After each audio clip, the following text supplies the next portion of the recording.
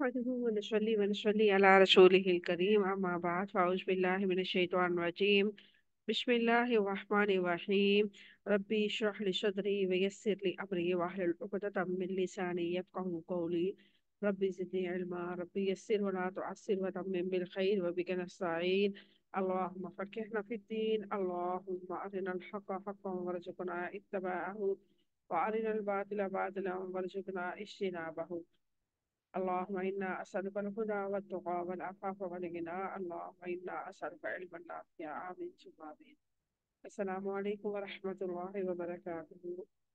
امید کرتی ہوں آپ سب خیر وافیت سے ہوں گے، ایمان صحت اور تقوی کے بہترین حالتوں میں ہوں گے۔ اللہ رب العزت سے دعا ہے کہ اللہ تعالیٰ آپ سب کو اپنے حفظ و امان میں رکھے، آپ کی طرف بڑھنے والا ہر شر اللہ تعالیٰ خیر میں بدل دے، اللہ تعالیٰ آپ سب سے راضی ہو جائے، اللہ تعالیٰ آپ سب کو علم نافع عطا فرمائے، اللہ تعالیٰ آپ سب کو عمل کرنے کی توفیق عطا فرمائے، اللہ تعالیٰ ہم سب کو اس دنیا اور آخرت کے بہترین کاموں کو لے چن لے، آمین ثم آمین۔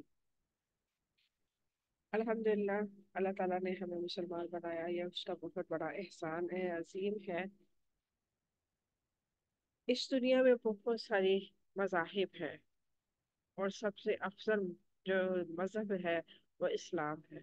اللہ رب العزت خود فرماتا ہے ان الدین عند اللہ اسلام، کہ اللہ تعالیٰ کے نزدیک سب سے زیادہ افضل جو ہے، رتبے والا جو ہے، مان والا جو دین ہے وہ کون سا ہے؟ اسلام ہے۔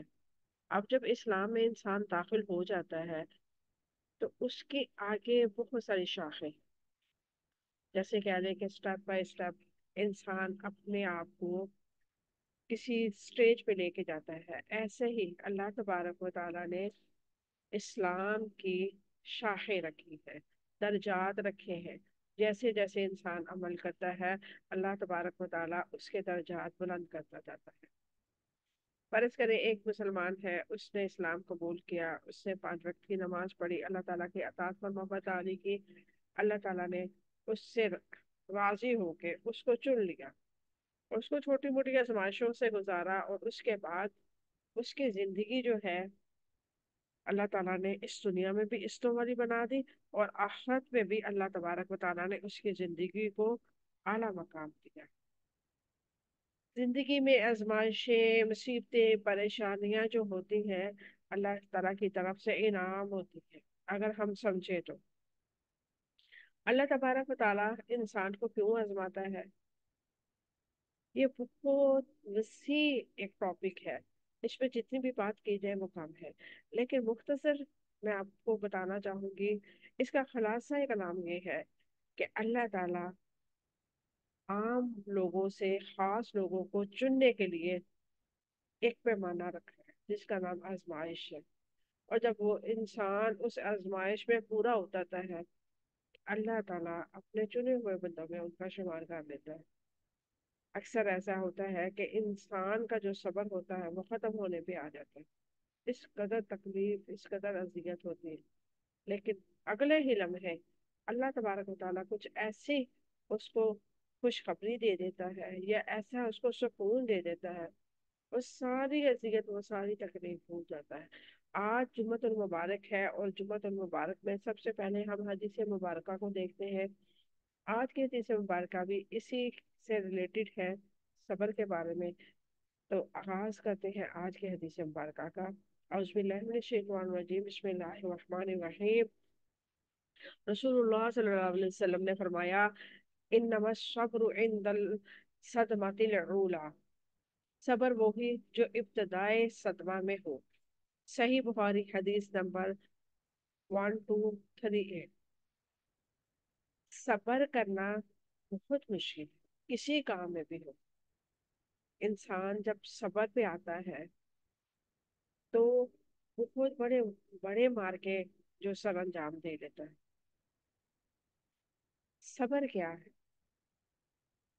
جب آپ کو آزمایا جا رہا ہو، آپ کی سانس بند ہو رہی ہو اذیت سے، پریشانی سے، آپ کو کوئی راستہ نظر نہ آ رہا ہو، آپ سمجھے کہ بس آپ میری بس ہو گئی، اور اس پہ آپ کہیں کہ اے رب میں تیری رضا میں راضی، الحمدللہ علی کل حال، اے اللہ تو جیسے حال میں رکھے میں راضی، یہ صبر ہے۔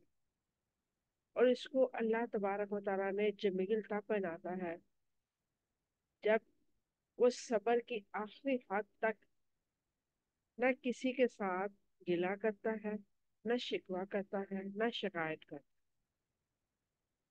کیونکہ ہمارے ساتھ اگر ایسا معاملہ ہو تو ہم بہت جلدی شکووں شکایتوں اور گلوں پہ آ جاتے ہیں کہ ہم ہی کیوں ہیں، ہمارے ساتھ ہی ایسا کیوں ہوتا ہے۔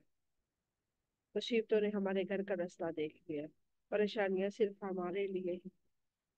یہ صبر نہیں ہے، صبر تو یہ ہے کہ انتہا کی اذیت ہے، پریشانی ہے، اور اس پہ اپنے رب کا شکر ادا کرے کہ اللہ تو بہتر جانتا ہے اس میں کیا مصلحت ہے، میں اس تکلیف میں ہوں، اس اذیت میں ہوں، اے میرے رب مجھے اس تکلیف سے، اس اذیت سے، اس آزمائش سے نکال دے۔ میں نہیں جانتی میرے لیے کیا صحیح ہے کیا غلط ہے، تو بہتر جانتا ہے، لیکن اس وقت میں بہت تکلیف میں۔ اللہ تعالیٰ کیا فرماتا ہے؟ لا یکلف اللہ نفسا الا وسعها، کسی نفس پہ اس کی وسعت سے زیادہ میں بوجھ نہیں ڈالتا۔ اور جب آپ ایسی کیفیت میں اپنے رب کے سامنے اپنا سر سجدے میں رکھ کے یہ بات بولیں گے تو ہو ہی نہیں سکتا کہ آپ کا رب آپ کو اس کا اجر نہ دے، اور اس صبر میں آپ کو اللہ تعالیٰ انعام نہ دے۔ اللہ تعالیٰ نے صبر اور اس سے ریلیٹڈ جتنے بھی اللہ تعالیٰ کی آزمائشیں ہیں، فرض کرے کوئی تکلیف میں ہے، اس کی تکلیف انتہا کو پہنچی ہے، تب بھی صبر۔ کسی کا پیارا چھن گیا ہے، آپ جتنا بھی مرضی رو کے دیکھ لیں، آپ کی جیسے کہتے ہیں نا آخری حد اس پہ پہنچ جائے، رو رو کے برا حال کر لے، نڈھال ہو جائے، کئی کئی راتیں جاگے، لیکن آخر میں کیا کرنا پڑتا ہے؟ سب۔ اور یہاں پہ اللہ تبارک و تعالیٰ نے فرمایا کہ بہترین صبر وہ ہے جو ابتدا صدمے میں کیا جائے، جب اذیت پہنچ رہی ہے، اپنے آپ کو ماتم کر کے، اپنے آپ کو اذیت دے کے، تھک ہار کے صبر کرنا وہ صبر نہیں کہلائے گا۔ صبر یہی ہے کہ آپ کو آزمایا جا رہا ہو اور آپ کہیں الحمدللہ علی کل حال، اے رب میں تیری رضا کے لیے اس اذیت کو، اس آزمائش کو برداشت کر رہی ہوں، اس کا بدلہ مجھے اس دنیا میں بھی دینا ہوگا۔ صبر کے بارے میں بہت کچھ ہے بولنے کے لیے، لیکن وقت کی قلت کے باعث ہم اس کو مختصر ہی بیان کر سکتے ہیں، اور اللہ تبارک و تعالیٰ سے دعا کرتے ہیں اے اللہ جن جن کو اس آزمائش میں ڈالا ہے جہاں صبر کرنا مشکل ہے، اے اللہ ان کی آزمائشوں کو کم فرما، ان کے لیے آسانیوں والا معلوم فرما۔ اب سب سے میں نے درخواست کی تھی، ہماری بڑی پیاری آپا ہے ڈاکٹر راحت جبیر صاحبہ، ان کا بیٹا کسی تنظیم کے ہاتھ لگ گیا ہے اور کوئی پتہ نہیں ہے۔ آپ سب دعا کریں اللہ تعالیٰ اس کو اپنے حفظ و امان میں رکھے، کیونکہ ماں کا درد دوسری ماں ہی سمجھ سکتی ہے، اور آپ میں سے اکثر یہاں پہ مائیں ہیں، تو اس لیے آپ ان کے لیے کثرت سے دعا کریں۔ ان کا کوئی اتا پتہ نہیں ہے بچے کا کہ وہ کہاں ہے کہاں نہیں۔ اللہ تبارک و تعالیٰ ڈاکٹر راحت جبیر کو بھی صبر دے اور ان کے لیے ڈھیروں آسانیاں پیدا فرمائے۔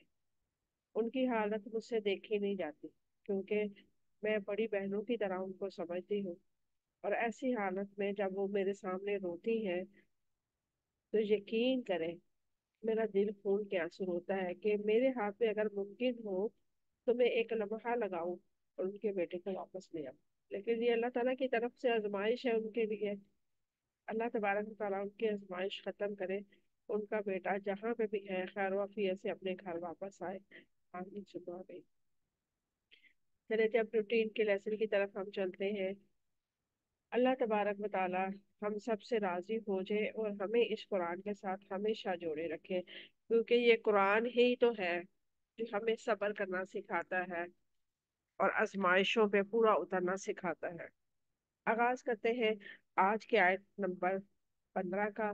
औज़ बिल्लाहि मिनश शैतानिर रजीम, बिस्मिल्लाहिर रहमानिर रहीम।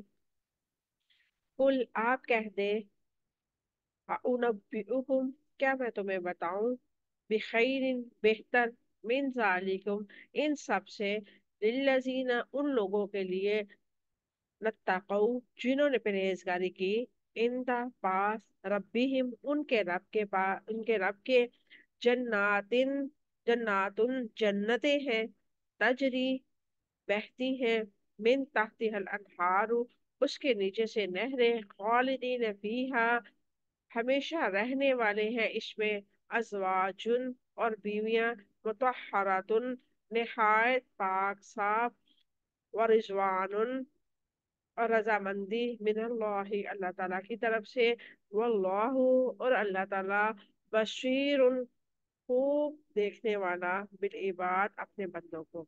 ये थी आज की हमारी आयत मुबारका। अब इसके रूट वर्ड देखते हैं। अउनब्बिउकुम क्या मैं तुम्हें बताऊं, नून बा हमजा इसका रूट वर्ड है, वरिजवानुन और रजामंदी रा स्वाद या इसका रूट वर्ड है, बशीरुन खूब देखने वाला, बाशवारा इसका रूट वर्ड है, बिल इबाद बंदों को, ऐन बादाल इसका रूट वर्ड है। ये थे आज के रूट वर्ड। अब इसके मुख्तसर सी तफसीर देखते हैं। कुल अउनब्बिउकुम बिखैरिम मिन ज़ालिकुम, लिल्लज़ीना इत्तक़ौ इंद रब्बिहिम जन्नातुन तजरी मिन तहतिहल अनहार खालिदीन फीहा, व अज़वाजुम मुतहहरतुम व रिज़वानुम मिनल्लाह, वल्लाहु बसीरुम बिल इबाद। आप कह दे, क्या मैं तुम्हें बताऊं उन सबसे बेहतर ना बताऊं, परहेजगारों के लिए उनके रब के पास जन्नतें हैं जिसके नीचे से नहरें बहती हैं, उनमें वो हमेशा रहने वाले हैं, और निहायत पाक साफ बीवियां हैं, और अल्लाह ताला की रजामंदी है, और अल्लाह ताला बंदों को खूब देखने वाला है। सबसे पहले इसका शान नज़ूल देखते हैं कि ये किस वजह से आयत मुबारका नाज़िल हुई। इसका शान नज़ूल मुस्नद अहमद में है कि जब ये आयत नाज़िल हुई तो सैयदना उमर बिन खत्ताब रज़ी अल्लाह ताला अन्हा ने फरमाया, ऐ अल्लाह, जब कि तूने उसे जीनत दे दी तो उसके बाद क्या। इस पर ये बाद वाली आयत उतरी कि ए नबी, आप कह दीजिए कि मैं तुम्हें इनसे बेहतर चीजें बताता हूँ।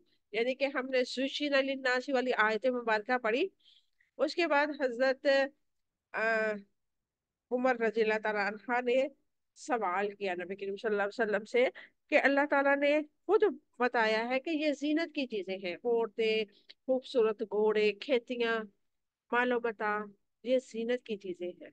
तो इसके बाद हमें क्या मिलेगा, ये तो दुनिया में हमें मिल रही है। तो उस पर अल्लाह तबारक व तआला ने ये आयत मुबारक नाज़िल की, कुल अउनब्बिउकुम बिखैरिम मिन ज़ालिकुम, लिल्लज़ीना इत्तक़ौ इंद रब्बिहिम जन्नातुन तजरी मिन तहतिहल अनहार खालिदीन फीहा। आप कह दे, क्या मैं तुम्हें इससे बेहतर ना बताऊं, परहेजगारों के लिए उनके रब के पास जन्नतें हैं जिसके नीचे नहरें बहती हैं, इसमें वो हमेशा रहने वाले हैं। वो जन्नतें कौन सी हैं और किन के लिए है, इसकी वजाहत को पहले देखेंगे हम। बिखैर मिन जालिकुम, जो इन तमाम चीजों से, यानी कि औरतों, बेटों, माल और जायदाद वगैरह से ज्यादा बेहतर है। अल्लाह तबारक व तआला ने दुनिया की जो चीजें हैं, खूबसूरत ख्वाहिश नफ्स जो है, वो गिनवा के अल्लाह तबारक व तआला ने फरमाया इन सब से बेहतर, लिल्लज़ीना इत्तक़ौ परहेजगारों के लिए, जो अपने रब से डर गए और जिन्होंने शिरक को और अल्लाह ताला को और उसके रसूल की नाफरमानी को छोड़ दिया। परहेजगार लोग कौन है, जिन्होंने अपने रब से डरते हुए किसी को उसका शरीक ना बनाया और अल्लाह ताला और उसके रसूल की कभी नाफरमानी का ना सोचा। इन तरबिहिम जन्नातुन तजरी मिन तहति अल अनहार, ان کے رب کے پاس جنتیں ہیں، ایک جنت نہیں، جنتیں ہیں۔ اس سے ہمیں کیا پتہ چلتا ہے کہ جنت کے بھی درجات ہیں، جیسے حوض سکیم ہوتی ہے، ایسے اللہ تبارک و تعالیٰ کے پاس بھی جنتیں ہیں جس کے نیچے نہریں بہتی ہیں، ان کے محلات اور درختوں کے نیچے سے نہریں بہتی ہیں، دودھ، شہد، شراب اور شفاف پانی کی نہریں۔ اب تصور کریں، ابھی ہم پڑھ رہے ہیں، اب سوچیں، آپ کے محل ہے خوبصورت سا، اس کے سے نیچے سے نہر گزر رہی ہے، اب درخت کے پاس ہے، اس کے نیچے سے نہر ہے، دودھ کی نہر، شراب کی نہر، شہد کی نہر۔ یہاں پہ شہد جو خالص ہے ملنا ممکن ہی نہیں ہے، وہاں جنت میں شہد کی نہریں ہوں گی۔ شراب یہاں پہ حرام قرار دی گئی، وہاں پہ شراب کی نہریں ہوں گی۔ اور صاف شفاف پانی، جو ہم منرل واٹر بہت مہنگا لے کے پیتے ہیں، اور وہ بھی کبھی کبھار ہمیں راس نہیں آتا۔ خالدین فیہا، اس میں وہ ہمیشہ رہنے والے ہیں، یعنی کہ وہ اس میں رہیں گے تو اس کے بعد کبھی وہاں سے نہیں نکالے جائیں گے، ہمیشگی کی جنت۔ یعنی کہ یہ کہہ لیں کہ دنیا امتحان ہے، امتحان کی کامیابی کے بعد انسان کسی عہدے پہ لگتا ہے نا، تو اس کے پاس وہ عہدہ قائم رہتا ہے۔ فرض کریں کوئی ٹیچرنگ کا شعبے میں آگے، تو وہ ہمیشہ ٹیچرنگ کرتی ہے، وہ اپنے شعبے سے پیار کرتی ہے، وہ کہتی ہے کہ میں اس منصب پہ بیٹھ گئی ہوں تو اب ہمیشہ میں یہی کام کروں گی۔ انسان دنیا کے کاموں میں تو کبھی کبھی اکتا جاتا ہے، لیکن جنت میں بیزاری، سستی، کاہلی، یہ کوئی بھی چیز نہیں ہوگی، کیونکہ اللہ تعالیٰ نے وہاں پہ شیطان کو اور خواہش نفس کو رکھا ہی نہیں۔ انسان کے لیے وہاں پہ ہمیشہ خوشیاں ہی خوشیاں ہوں گی۔ اللہ تعالیٰ نے متقیوں کے انجام بیان فرمایا کہ ان کے لیے آخر کی نعمتیں دنیا کی مرغوبات سے بہتر ہے۔ وہاں کے باغات میں خوبصورت محلات، پھلوں سے لدے ہوئے درخت، ان کے نیچے سے بہتی نہریں، پاک بیویاں، اور ہمیشہ کی زندگی میں اللہ تعالیٰ کی رضا، جس سے بڑھ کے کوئی دوسری چیز نہیں ہے۔ ان دونوں جہانوں کا موازنہ کر کے انتخاب کر لیں، آپ کے پاس ہے، آپ خود موازنہ کریں کہ آپ کو دنیا کی زندگی اچھی لگ رہی ہے، ٹینشنوں بڑی، کبھی کوئی مسائل، کبھی کوئی مسائل، کبھی ساس ناراض، کبھی نند ناراض، کبھی بھابھی ناراض، کبھی سسر ناراض، کبھی ہسبینڈ ناراض، اور کوئی نہیں، کچھ بھی نہیں ہے تو والدین ناراض، اگر والدین بھی راضی ہے تو بچے ناراض۔ ہم اس دنیا میں رہتے ہوئے سبھی کو راضی نہیں کر سکتے، ہاں البتہ ہم اپنے رب کو راضی کر لیتے ہیں، تو اس کے بدلے میں ہمیں کیا ملتا ہے؟ اللہ کی جنتیں، اور جس کے نیچے سے خوبصورت نہریں ہوں گی، ایک نہیں، چار چار پانچ پانچ نہریں ہوں گی، اور ان کے باغات جو انسان تصور بھی نہیں کر سکتا۔ دبئی میں، وہاں پہ نا سورۃ الرحمن اور جتنی بھی اللہ تعالیٰ نے جنت کی اقسام بتائی ہے، وہاں پہ ایک یعنی کہ کہہ دیں کہ ایک ایسا انہوں نے محل نما تیار کیا، سیرگاہ بنائی، جہاں پہ اللہ تعالیٰ نے جتنے بھی پھلوں کا ذکر کیا وہاں پہ انہوں نے لگائے، اور جو جو اللہ تعالیٰ کی نعمتیں جنت میں ملنے والی ہیں ان کو انہوں نے وہاں پہ شو کروایا، اور وہ اتنی خوبصورت جگہ لگتی ہے کہ دیکھ کے انسان کہتا ہے واہ الحمدللہ اتنی خوبصورت۔ تو یہ دنیا ہے، دنیا کے مرغوبات سے ہم اتنا متاثر ہوتے ہیں، تو سوچے آخرت کی جو زندگی ہے، آخرت کی کھیتی اگر ہم اپنے رب کی رضا کے مطابق بیج بو رہے ہیں تو کھیتی کتنی خوبصورت ہوگی۔ ہمارے محلات ہوں گے، ہمارے لیے پھل ہوں گے، ہمیں کام نہیں کرنا پڑے گا، ہمیں آرام ہی آرام ہے، ہم سکون میں رہیں گے، ہمارے لیے ہر قسم کے عمدہ پھل، کھانے، سب کچھ مہیا ہوں گے۔ آپ کو پتا ہے جنت میں اللہ تبارک و تعالیٰ سب سے پہلے ہماری مہمان نوازی کس چیز سے کرے گا؟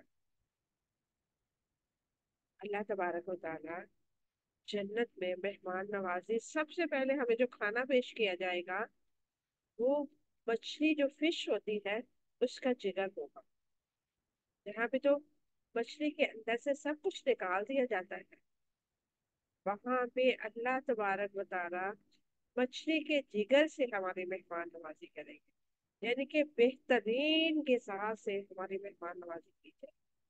سوچیں، تصور کریں، آپ کے رونگٹے کھڑے ہوں گے خوشی کے مارے، کیا ہمیں یہ چیز مل سکتی ہے؟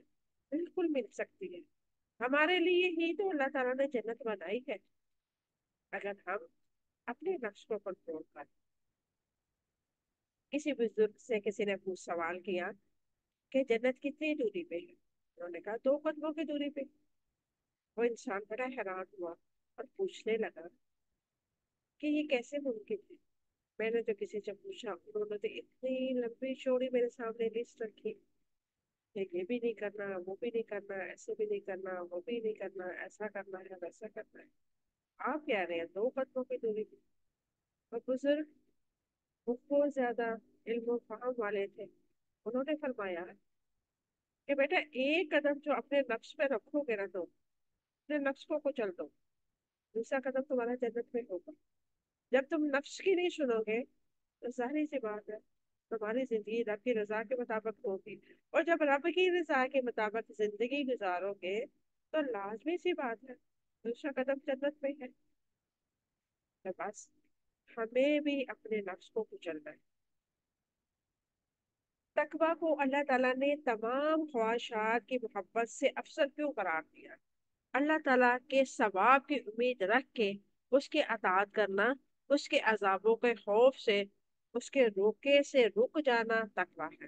یعنی کہ ہماری پسندیدہ چیزیں سامنے پڑی ہوئی ہیں، فرض کریں جیسے ان میرڈ لڑکیاں ہیں، ان کو بہت شوق ہوتا ہے سانگ سننے کا، نیل پالش لگانے کا، اس کے علاوہ بہت ساری ایسی چیزیں ہوتی ہیں جو اسلام میں جائز نہیں۔ تو ایسے میں اگر وہ بچیاں اپنے آپ کو روک لیتے ہیں کہ نہیں میرا رب ناراض ہوگا، میں نیل پینٹ نہیں لگاؤں گی کیونکہ میرے رب کو پسند نہیں ہے، میری نماز نہیں ہوگی، میں سونگ نہیں سنوں گی کیونکہ میوزک حرام ہے، میں ایسا کوئی بھی کام نہیں کروں گی جو میرا رب مجھ سے ناراض ہو، تو یہ بنیاد ہے تقوی کی۔ اور اس عمر کی عبادت اللہ تبارک و تعالیٰ کو بہت پسند ہے، کیونکہ جوانی وہ نشہ ہوتا ہے جس میں انسان بہ کے بہت غلط کام کرتا ہے، بہت برائیاں کرتا ہے، اور ایسے میں اگر کوئی نوجوان اپنی جوانی کو سنبھال لیتا ہے، اپنے نفس کو کنٹرول کر لیتا ہے، تو اس کا بڑھاپا، اس کا ادھیڑ پن بہت خوبصورت ہوتا ہے، کیونکہ اس کی بنیاد بہت اچھی رکھی گئی ہوتی ہے۔ اور ہمیشہ اپنے بچوں کو، جو یہاں پہ مائیں ہیں ان سے بھی ریکویسٹ کرتی ہوں، اپنے بچوں سے کسی دنیاوی چیز سے نہ ڈرائیں کہ کیمرہ لگا ہوا ہے، لوگ دیکھیں گے آپ کو ڈانٹیں گے، ایسے ہمیشہ اپنے بچوں کو اپنے رب سے ڈرائیں کہ آپ کا رب آپ سے ناراض ہوگا، اور جب رب ناراض ہوگا تو ماما بھی ناراض ہوں گی، بابا بھی ناراض ہوں گے، اور دنیا والے بھی آپ کو ڈانٹیں گے، اور جب رب راضی ہوگا ماما بھی پیار کرے گی، بابا بھی پیار کریں گے، دنیا والے بھی آپ کے قدموں میں بیٹھ جائیں گے۔ ایسے میں بچے کے دل میں اپنے رب کی جو ہے حیثیت، صفات بڑھ جاتی ہے۔ تقوی دنیا کی خواہشات کے مقابلے میں آخرت کی خواہشات کی طرف ترجیح دیتا ہے۔ جب انسان تقوی کے بارے میں سوچتا ہے، اللہ کی رضا کے بارے میں سوچتا ہے، تو اس کو دنیا کی فکر نہیں رہتی، اس کو یہ فکر نہیں رہتی کہ ہائے میں نے اب کیا کھایا ہے، شام کو کیا کھاؤں گی، دوپہر میں کیا کھانا ہے، یا ابھی میں نے آج یہ سوٹ پہنا ہے، کل کون سا پہنوں گی، پرسوں میں نے کالج جانا کون سا پہن کے جاؤں گی، یا یونی میں نے جانا تو میرے پاس تو کپڑے ہی نہیں ہے۔ ایسے نہیں ہے، وہ ابایا پہنے گی، اور گھر میں جو بھی لباس پہنا ہوا ابایا اوپر سے پہنا، اور اپنی تعلیم کو جاری رکھے۔ اللہ تعالیٰ نے انسان کے اندر جو حص رکھی ہے وہ کبھی ختم ہونے والی نہیں۔ کہتے ہیں خواہشات تو بادشاہ کی رہ جاتی ہے، اور ضروریات غریب کی بھی پوری ہو جاتی ہے۔ اپنی ضروریات کو لامحدود نہ کریں، محدود رکھیں، اللہ تبارک و تعالیٰ آپ کی ضروریات کے مطابق آپ کو ضرور دے گا، کیونکہ رزق کا وعدہ اسی کے پاس ہے۔ جو شخص زندگی کی ہمیشہ کی زندگی کو اپنا توجہ کا مرکز بناتا ہے اس کی زندگی کیسی ہوگی؟ جو شخص ہمیشہ کی زندگی کو اپنا توجہ کا مرکز بناتا ہے دنیا کی رونقیں اس کی نظر میں حقیر ہو جاتی ہیں، اس کا دل یقین سے بھر جاتا ہے کہ آخرت کا معاملہ اللہ تعالیٰ کے اختیار میں ہے، ایسا شخص اللہ تعالیٰ سے زیادہ ڈرے گا، ایسا شخص آخرت کے لیے زیادہ حریص بن جائے گا، ایسا شخص معاملات میں اپنی خواہشات کے پیچھے نہیں بھاگے گا، ایسا شخص اللہ تعالیٰ کے عدل کو اپنے سامنے رکھ کے اپنا رویہ متعین کرے گا، ایسا شخص کے قول اور عمل میں فرق نہیں ہوگا، ایسے شخص کا مال اللہ تعالیٰ کے لیے وقف ہو جائے گا، اللہ تعالیٰ کی راہ میں جتنی بھی مشکلات آئیں ایسا شخص پوری استقامت کے ساتھ اس راستے پہ قائم رہے گا، اس کا دل اللہ تعالیٰ کی یاد میں پگھلے گا، اس کی تنہائیاں رب کی محبت میں بسر ہوں گی، اس کے پاس اس کے سوا کچھ کہنے کے لیے نہیں ہوگا۔ اے اللہ مجھے معاف کر دے۔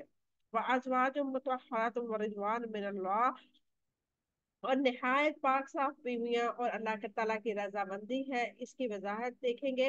نہایت پاک صاف بیویاں جو حیض منی اور بھول اور ہر قسم کی ظاہری و باطنی عیب اور نجاست سے پاک ہوں گی، یعنی کہ جنت کی جو عورتیں ہوں گی ان کو نہ ڈیٹ آئے گی، نہ ان کے ساتھ کوئی ایسا معاملہ ہوگا، نہ ان سے سمیل لائے گی، وہ ایک کہنے کے خوبصورتی کا پیکر ہوگی۔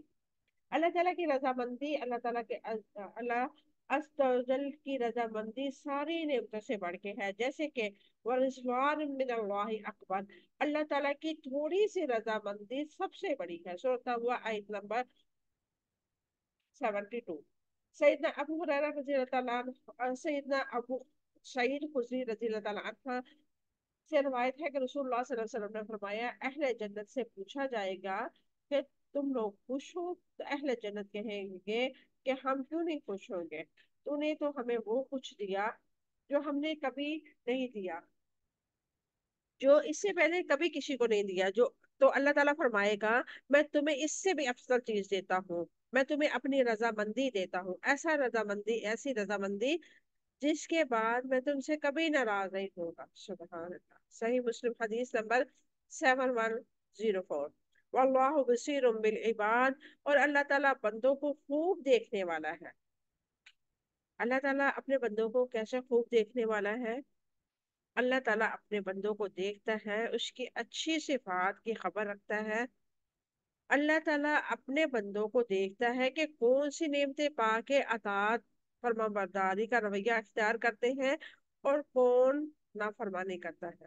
اللہ تعالیٰ بصیر ہے اور اپنے بندوں کو ان کے حق کے مطابق اجر دیتا ہے۔ اللہ تبارک و تعالیٰ نے ہمارے سامنے دونوں چیزیں رکھی، دنیا کی بھی لذتیں، دنیا کی رونقیں اور جنت کے نظارے بھی، یہ انسان کے اختیار میں ہے۔ اب وہ جنت کی طرف جائے یا دنیا کی خواہشات کے پیچھے اپنے آپ کو ہلکان کر لے۔ ایک انسان اگر وہ شعور رکھتا ہے، وہ سمجھدار ہے، اسے معلوم ہے کہ میں جس ٹرین میں بیٹھا ہوں اس ٹرین کو کبھی نہ کبھی میں نے چھوڑنا ہے، کبھی نہ کبھی، 1 گھنٹے بعد، 2 گھنٹے بعد، 15 گھنٹے بعد یا 20 گھنٹے بعد، ٹرین نے ایک نہ ایک دن رکنا ہی ہے، ایک ٹائم آئے گا یہ ٹرین رک جائے گی، میرا سفر ختم ہو جائے گا۔ تو کوئی پاگل ہی ہوگا کہ اس میں وہ پوری اپنی زندگی کے سامان لے کے بیٹھ جائے گا کہ بس یہ ٹرین ہی میرا مسکن ہے، یہی میری منزل ہے۔ ایسا تو نہیں ہے۔ نبی کریم صلی اللہ علیہ وسلم کی حدیث مبارکہ ہے کہ آپ چٹائی پہ لیٹ رہے تھے، یعنی کہ حدیث مبارکہ کا مفہوم بیان کرنے لگی ہوں، تو آپ جب اٹھے تو آپ کے جسم مبارک پہ چٹائی کے نشانات تھے۔ صحابہ کرام رضوان اللہ علیہ مجمعین نے فرمایا کہ ہم آپ کو بستر نہ بنا دیں، تو نبی کریم صلی اللہ علیہ وسلم کے آگے جو الفاظ ہیں اتنے خوبصورت ہیں، اگر شعور رکھنے والا انسان اس کو سمجھ لیتا ہے تو سمجھ لے اس کی زندگی جو ہے نہ تو اسے ٹینشنیں دیں گی نہ پریشانیاں دیں گی۔ نبی کریم صلی اللہ علیہ وسلم نے فرمایا یہ تو آج ہی ٹھکانا ہے، ایسے ہی जैसे मैं सफर के लिए निकला हूँ, एक दरख्त के साए के नीचे कुछ घंटों के आराम के लिए मैं बैठा, फिर मैंने यहाँ से उठ के चले जाना है। तो दुनिया की जिंदगी तो बस ये छोटा सा अल्लाह तबारक व तआला ने इम्तिहान लिया है। अल्लाह ताला ने दुनियावी ख्वाहिशात को सामने रख के फिर इम्तिहान लिया कि कौन है जो मेरी रजा के मुताबिक अपनी जिंदगी गुजारता है। और बहुत मुश्किल ये इम्तिहान। जो लोग दुनियावी कामों में उलझे हुए हैं उनके लिए तो ये नामुमकिन लगता है कि दुनिया छोड़ दे, दुनिया में रहना नहीं है, इन लोगों के साथ रहना नहीं है। अगर ऐसे करेंगे तो कैसे जिए। अल्लाह तबारक व तआला ने दूसरा रास्ता दिखाया कि मेरी रजा के मुताबिक जिंदगी गुजारो, दुनिया से कई गुना बेहतर, लाखों करोड़ों दर्जे बेहतर जिंदगी में देने वाला हूँ। और ये जिंदगी सिर्फ उन्हीं के लिए होगी जो रब की रजा के मुताबिक अपनी जिंदगियां गुजारते हैं इस दुनिया में। और फिर जन्नतों में भी कैटेगरी है, जैसे जैसे आपके अमाल होंगे वैसे वैसे आपके दर्जे। आप चाहते हैं कि नबी करीम सल्लल्लाहु अलैहि वसल्लम की आपको हमसायगी में जगह मिले, आप उनका पड़ोस नसीब हो, तो अपने आप को नबी की इत्तबा में चलना वाला बना लें। आप जब जब अपने नबी की इत्तबा करेंगे, उनकी फरमाबरदारी करेंगे, उनकी सुन्नतों पे अमल करेंगे, अल्लाह तबारक व तआला आपके दर्जात बुलंद फरमाता जाएगा। अल्लाह तबारक व तआला से दुआ है कि अल्लाह ताला हम सबको नबी करीम सल्लल्लाहु अलैहि वसल्लम की पड़ोस नसीब फरमाए। कयामत के दिन नबी करीम सल्लल्लाहु अलैहि वसल्लम के हाथों हौज़े कौसर नसीब फरमाए। आज जुम्मतुल मुबारक है। आज के दिन अल्लाह तबारक व तआला एक ऐसी घड़ी रखी है जब दुआएं कबूल होती हैं। आप लोग सभी राहत आपा के बेटे के लिए भी दुआ करें और हमारे लिए भी दुआ करें। मेरे साथ भी कुछ ऐसे मसले हैं जो परेशानी वाले हैं, आप दुआ कीजिएगा अल्लाह तबारक व ताला हमारी परेशानियों को, आजमाइशों को ख़त्म फरमाए। अल्लाह तबारक व ताला हमें दीन के लिए चुन ले, हमें दुनियावी मुश्किलात से निकाल के अपने दीन के लिए वक़्फ़ कर ले। आमीन सुम्मा आमीन। व आखिर दावाना अल्हम्दुलिल्लाहि रब्बिल आलमीन। सुब्हान रब्बिका रब्बिल इज़्ज़ति अम्मा यसिफून व सलामुन अलल मुरसलीन वल्हम्दुलिल्लाहि रब्बिल आलमीन। अस्सलामु अलैकुम व रहमतुल्लाहि व बरकातुहू।